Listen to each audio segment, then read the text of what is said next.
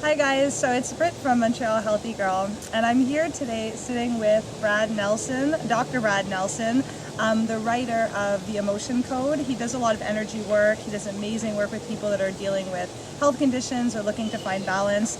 And since if you are familiar with my channel or new to it, you'll find out shortly that I am always preaching about the emotional cause of disease and how there's always a metaphysical emotional root cause.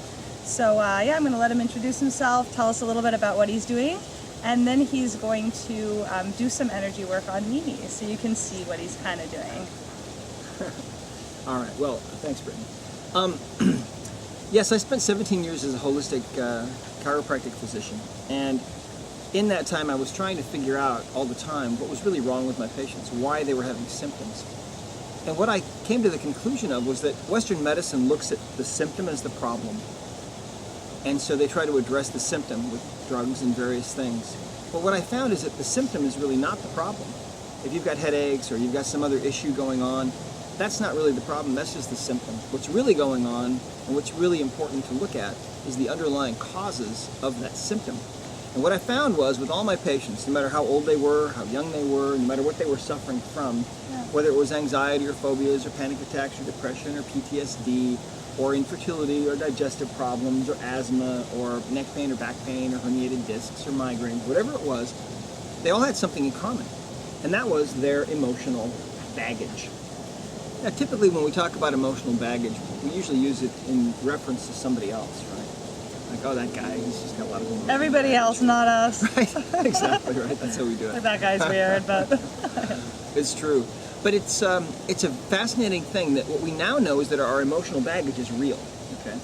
And what it is when you feel an intense emotion of anger or resentment or grief or whatever it might be, you're feeling a particular vibration of energy, because everything is energy, right? The body is just energy ultimately. The chair you're sitting in, the earth, the sun, the moon, the stars, everything is energy. Your thoughts are energy, and your emotions are energy. And if you experience an emotion that's too powerful, okay, sometimes that energy can become stuck in the body, so that when that event is over, you know, when the bully moves away, or your divorce is finalized, or you quit that job, the energy of the emotion that you felt at that time Remains. can still be stuck in the body. And that's what emotional baggage really is. We never really understood this until now. But we now have a way to actually identify the emotional baggage that we have and get rid of it in a very simple, very easy, very painless, very effective way. And we call it the Emotion Code. So there's an app that you can get. Of course, it's a book that I wrote and published in 2007. But you can go to the App Store on an iPhone or iPad, or you can go to the Android, I think it's called Google Play Store. Yeah. And you can get it. You can get the book there for $1.99. You can download it. Okay, and it has the whole book is in there, and the book on audio as well. And it also has this chart. Okay? Now the chart looks like this, and I'll zoom this in maybe so you can see this chart. There are 60 emotions on this chart. The chart is divided into 2 columns and 6 rows. And what we can do is we can use the body to identify what the emotional baggage is that a person actually has. And you can do this on yourself, and it's very, very effective. So before we start using it on you, all right? But I don't have any baggage, so She's no just to baggage. warn you guys, it's going to be crystal clear. Sure, right, we'll see. So what you have to understand is that in order for us to find people's emotional baggage, we have to tap into something that we call the subconscious mind. You see, we live in the conscious mind, but the conscious mind is only a fraction of our intelligence. The vast bulk of our intelligence is the subconscious part of us, the part of us that is so intelligent, it can take a ham sandwich and can convert it into new cardiac muscle tissue, or, you know, new blood cells, new nerve cells. It's really an order of intelligence that we can't even begin to comprehend. Yes, right? I agree. Yeah.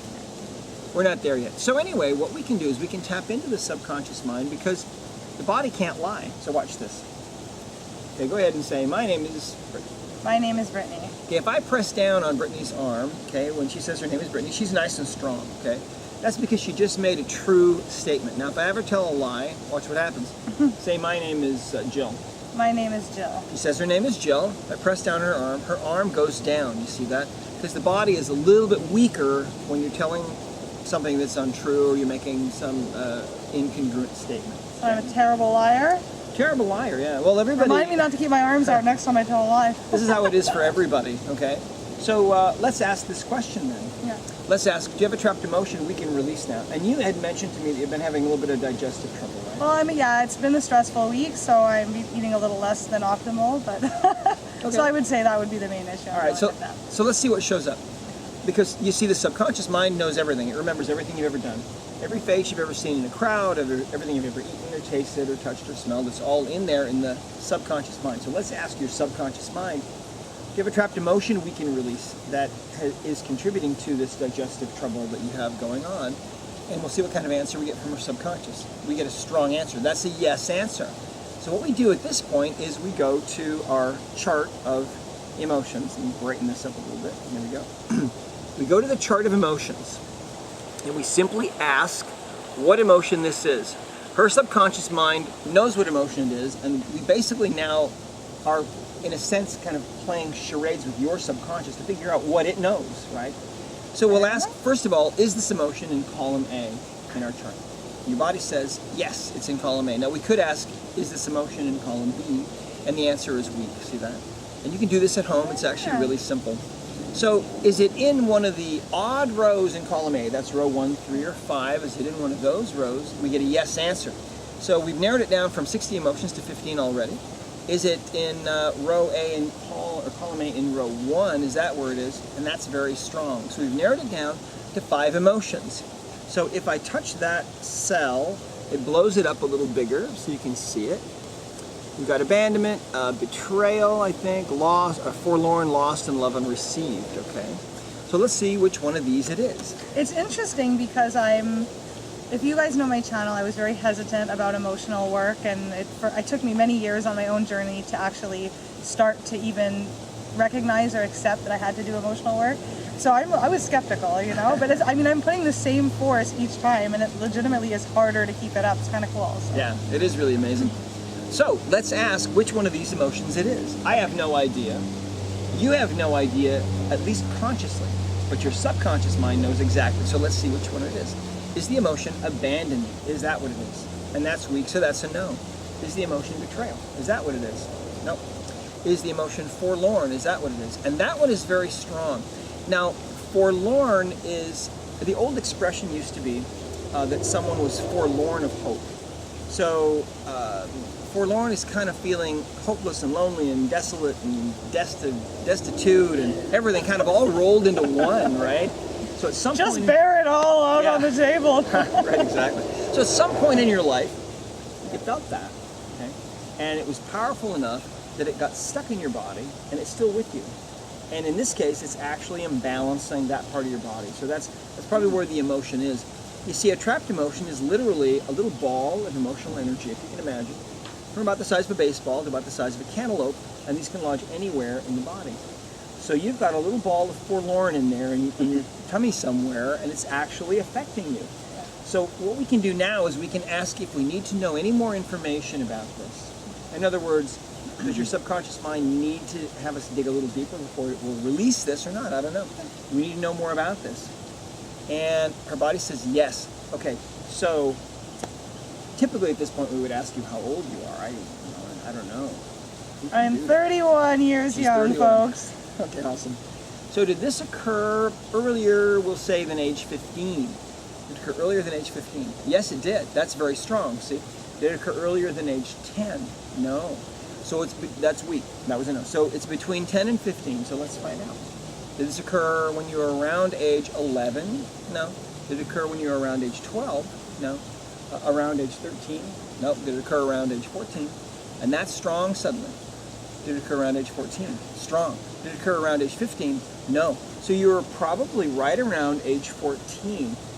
Now chronologically, you might have actually been in your 14th year, but you might have been 13, or you might have just turned 15. No, 14 would have made sense, I think. 14 makes sense. Yeah. Forlorn. Oh. Those teen years can be really hard, right? Oh God, awful. Yeah. So, all right. So now let's ask, do we need to know anything else about this emotion?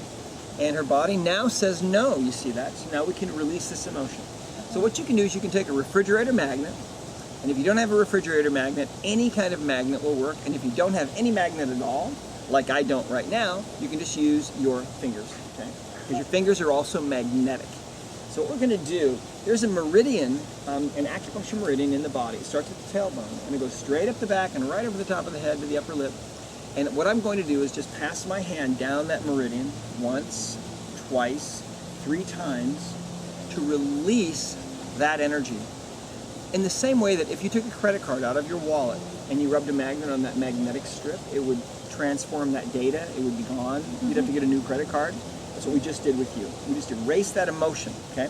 So now, or that emotional energy. So now let's ask, did we actually release that trapped emotion from you? And we did. So that's strong, see? So that's how this works.